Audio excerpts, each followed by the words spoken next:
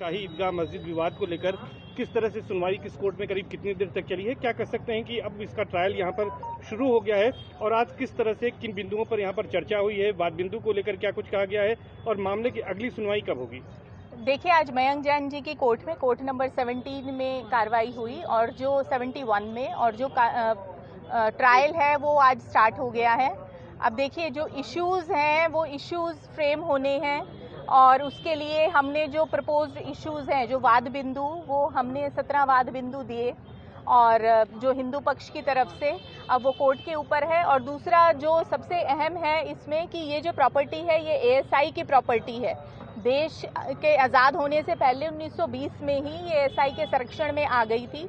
उसके बाद कुछ ऐसे ग्रुप या कुछ ऐसे प्राइवेट लोग, उनका ये कहना है कि हमने इस प्रॉपर्टी को खरीद लिया था।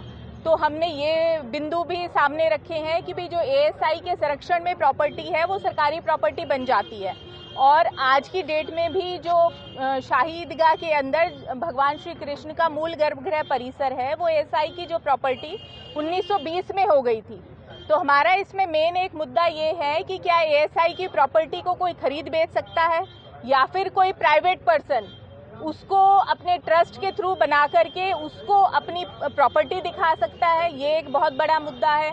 दूसरा, जो समझौता हुआ 1968 के अंदर दोनों पक्षों के बीच में, हिंदू और मुस्लिम के बीच में, क्या वो जायज़ था?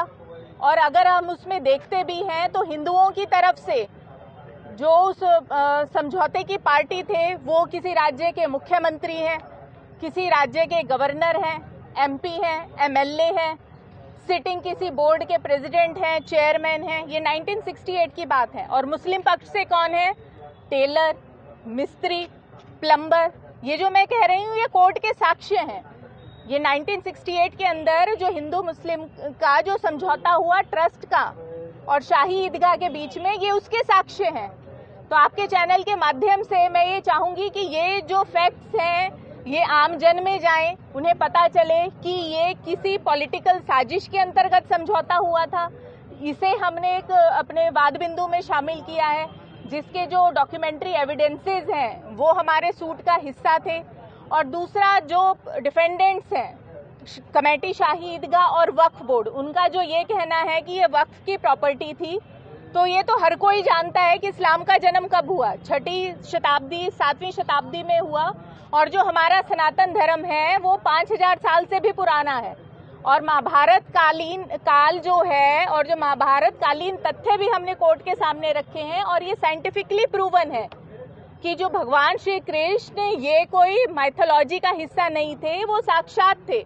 और एएसआई ने बहुत जगह ऐसे एक्सकवेशंस भी किए हैं जो महाभारत युद्ध के समय के जो रथ थे वो तक एएसआई के म्यूजियम से में या फिर ऐसे जो सरकारी संरक्षित म्यूजियम से वहाँ पे रखे हुए हैं। तो ये सब तथ्य वाद बिंदु के रूप में हमने कोर्ट के समक्ष रखे। और दूसरा, जब भगवान श्री कृष्ण के परपौत्र ब्रजनाभ ने मथुरा में भगवान श्री कृष्ण का मंदिर पहली बार बनाया, उसके बाद कितनी बार मंदिर टूटे, कितनी बार पुनः स्थापना हुई।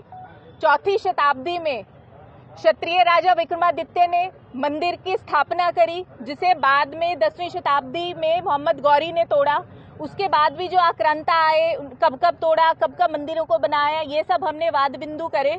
और आज भी एक पक्ष है जो ये बात करता है कि सिर्फ एक खास जाति के ही कुछ लोग हैं मुट्ठी भर जिनका ट्रस्ट था, जिनका इस पे मालिकाना हक है और जो ये चाहते हैं कि जो मंदिर का जो मूल गर्भगृह है वो उन्हें सौंप दिया जाए।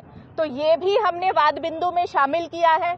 और दूसरा, आज जो कोर्ट के अंदर जब कार्रवाई चली, हालांकि 45 मिनट ही कार्रवाई हुई, तो उसमें भी डिफेंडेंट्स कमेटी शाही ईदगाह ने ये पूरी कोशिश करी कि कैसे ट्रायल को रोक दिया जाए। उन्होंने कोर्ट में कहा कि ये जो मामला है अभी सर्वोच्च न्यायालय के समक्ष है और जब तक सर्वोच्च न्यायालय अपना फैसला नहीं देता तब तक यहाँ पे ट्रायल ना चले।